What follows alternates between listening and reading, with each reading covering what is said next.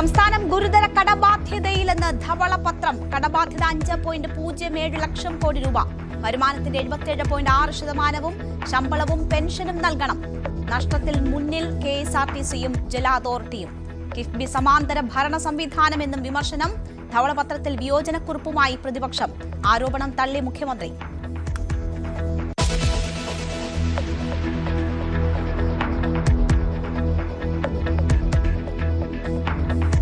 ADM Naveen ബാബുവിന്റെ മരണത്തിൽ CBI അന്വേഷണത്തിന് ശുപാർശ.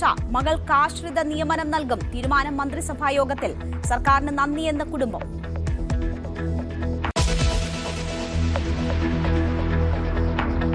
മഞ്ഞുമൽ ബോയ്സ് സാമ്പത്തിക തട്ടിപ്പ് കേസിൽ കുറ്റപത്രം സമർപ്പിച്ച് ക്രൈംബ്രാഞ്ച്. നിർമ്മാതാക്കൾക്കെതിരെ ഗുരുതര കണ്ടെത്തലുകൾ.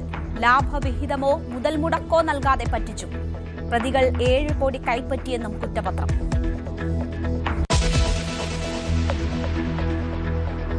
സംസ്ഥാനത്ത് കാലവർഷമെത്തി. പലയിടങ്ങളിലും കനത്ത മഴ. 6 ജില്ലകളിൽ ഓറഞ്ച് അലർട്ട്.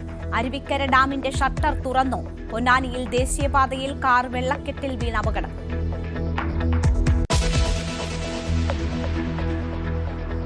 വീണ്ടും ജീവനെടുത്ത് കാട്ടാന. നെയ്യാറ്റിൻകര വെള്ളറടയ്ക്ക് സമീപം ഒരാളെ കാട്ടാന കുത്തിക്കൊന്നു. മരിച്ചത് കാഞ്ഞിരംപാറ സ്വദേശി രാജേഷ്. ജനവാസ മേഖലയിലിറങ്ങിയ കാട്ടാനകളെ തുരത്താൻ ശ്രമം തുടരുന്നു.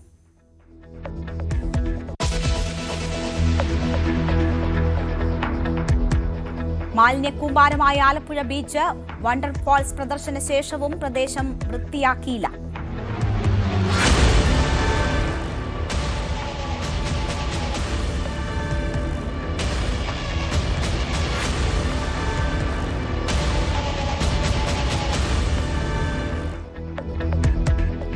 വാട്ടർ തീം പാർക്കിലെ കനാലിലെ മത്സ്യങ്ങൾ ചത്തുപൊങ്ങി. News 18 exclusive.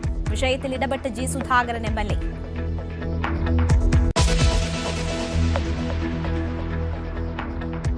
സംസ്ഥാനത്ത് ആദ്യമായി ഇസ്ലാം ഫ്രണ്ട്ലി ജിം പാലക്കാട് തുടങ്ങും. ഇസ്ലാമിക നിയമങ്ങൾക്കനുസരിച്ച് മാത്രം ജിമ്മിൽ പ്രവേശനം. സ്ത്രീകളെയും പുരുഷന്മാരെയും ഒരുമിച്ച് കടത്തിവിടില്ല.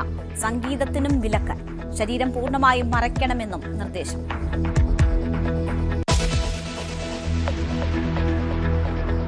ബീഹാറിലെ സ്വകാര്യ ആശുപത്രിയിലെ ICU വാർഡിൽ തീപിടുത്തം. 4 രോഗികൾ മരിച്ചു. ഷോർട്ട് സർക്യൂട്ട് എന്ന നിഗമനം. ഡൽഹി ഹോട്ടലിലെ തീപിടുത്തത്തിൽ ഉന്നതതല അന്വേഷണം പ്രഖ്യാപിച്ചു.